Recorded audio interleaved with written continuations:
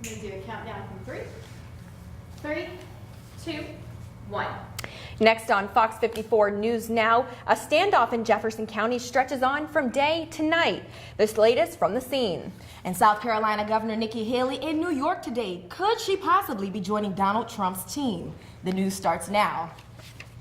Good evening, I'm Kelsey Walker. And I'm Dejanique Garrison. First on Fox tonight, we have some breaking news. After an afternoon standoff, Jefferson County has just called off a search for a man tonight. Now, when deputies tried to serve that man with a warrant, he took off into the woods with a gun. Fox 54's Jake Ricosi has been following this story all day and into tonight, and he's live on the scene right now and joins us with the latest.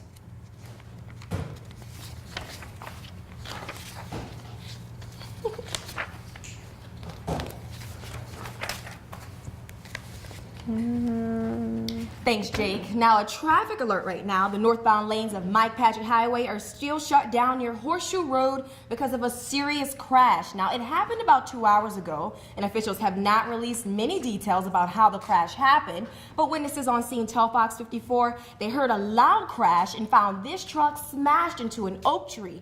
Emergency crews then took the driver away in an ambulance.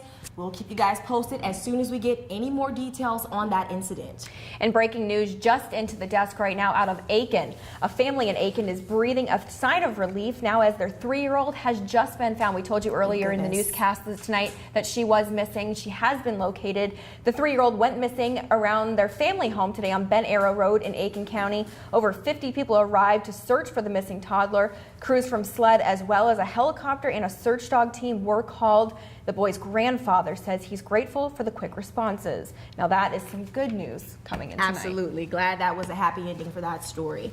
Now, the Richmond County Sheriff's Office is asking the public to help them identify these 2 people. The pair is wanted for questioning in connection to an identity fraud case that happened at Kroger on Riceboro Road in Augusta. The surveillance cameras captured the photos of these 2, and the incident happened back in June of this year. So if you recognize either of the 2, you're asked to contact Sergeant Josh Faison or any other investigator with the Richmond County Sheriff's Office.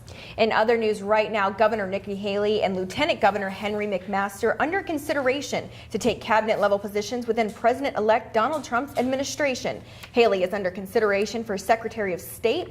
We received a statement from the governor's office after Governor Haley met with Mr. Trump in New York today. It reads, Governor Nikki Haley was pleased to meet with President-elect Trump. They had a good discussion, and she is very encouraged about the coming administration and the new direction it will bring to Washington. So where does that leave South Carolina's Lieutenant Governor? Lieutenant Governor Henry McMaster says he's preferred not to leave South Carolina, but McMaster says he would consider a position in the Trump administration if one is offered. Now, you may wonder what will happen if Haley or McMaster leaves to become a part of the Trump cabinet, or if they both leave. Now, if Governor Haley leaves, McMaster will become governor, and President Pro Tem Hugh Leatherman will then become lieutenant governor. Now, if McMaster leaves, then Pro Tem Leatherman will also become lieutenant governor. Now, if the both of them leave, then President Pro Tem Leatherman will become the governor of the state, and the state Senate will then have to elect a new lieutenant governor. In all cases, the Senate will have to elect a new president pro tem. Tons of changes could be coming to South Carolina.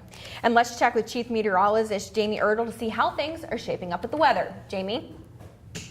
I just took your line. No, I didn't. I did. It's okay. No, wait, no, I got it. And Augusta's new compliance director is ready to tackle the $500,000 disparity study that's been just sitting on the shelf collecting dust. Can you believe that? If the woman is found and minorities didn't get a fair shake when it comes to city contracts. Fox 54 Dejanique Garrison has been talking with the compliance director to discuss when those plans will go into effect and how they can create a level playing field. Dejanique?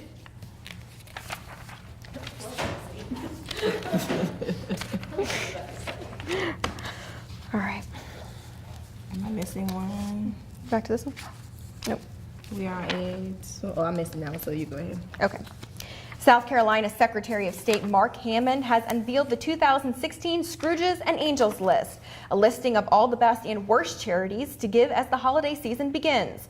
Topping the Angels list as one of the best charities to donate to is the Aiken Performing Arts Group right here in the CSRA. The reason they made the top is because 82.7% of the donations they receive go into charitable programs. The Scrooges, meanwhile, are on the opposite end of the spectrum, with groups that do not devote a large portion of their expenditures to charitable giving. A charity out of Lawrenceville, Georgia, which only designates about 10.8% of their donations to charitable giving. Secretary of State Hammond says the list aims mostly to increase donor awareness and means givers have to do some more homework. And they realized they wrote the same tag. Okay, I'll say it again. Secretary of State Hammond says the list aims mostly to increase donor awareness, and it means givers have to do some homework. Now, guys, we just got some breaking news in, and it is sure to get you all in the holiday spirit. Just in the Fox 54 News Now, we've learned that the much-anticipated Lights of the South will be opening in Columbia County this Friday. Now, the light show is under new management after previous owners were arrested, and the new ownership has had a quick turnaround to get the show ready for this season. Owners say they've been working around the clock to get everything ready for you guys. A big thing is parking. They say they're working with the Columbia County Sheriff's Office to make sure things go smoothly. And Kelsey, this is a huge event for the area. So if you want to go, make sure you get there a little early because parking is going to be tough. I did go last year, and I can tell you it is well worth the money, well worth the time. Make sure you take your kids, your whole family out there. Hop on the hayride. Make sure you get some of Mrs. Claus cookies on the way out. They were really good.